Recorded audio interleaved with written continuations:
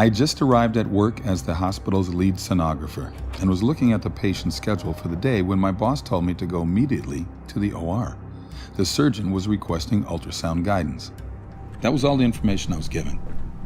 I had no idea what I was walking into. I wheeled the ultrasound machine into the OR. The patient was already sedated on the operating table. Plugging in the machine, I waited for instructions from the doctor. He barked at me to place the ultrasound probe on the patient's pelvis so he wouldn't perforate her uterus. Still confused about the procedure, I did as he asked and realized the woman was pregnant. She was in her second trimester, so I easily determined the gender of her baby, a little girl. Stunned, I watched the doctor thrust a catheter into the amniotic sac.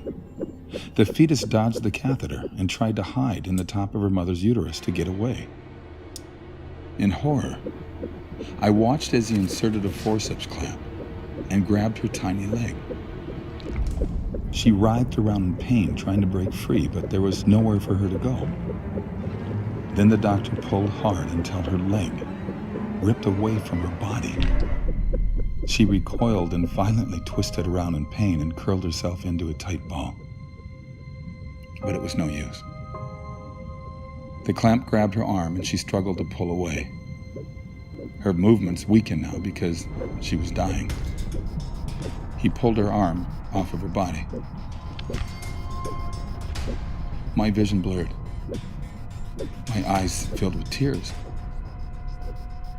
The child again curled herself into a tight ball, but again, the device grabbed her other leg and it was ripped from her body. By now, her heartbeat had slowed significantly, but she was still alive.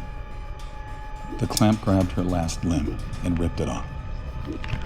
She wiggled and squirmed around, and then her heart finally stopped beating. I announced that there was no more cardiac activity. The nurse and scrub tech in the room gasped, realizing for the first time that this was happening to a fetus that was still alive. The remaining body parts, the head and torso, were removed. Placenta was removed, and a final look with ultrasound revealed all products of conception were removed. I was told I could leave the room. Up until that moment, I had been frozen.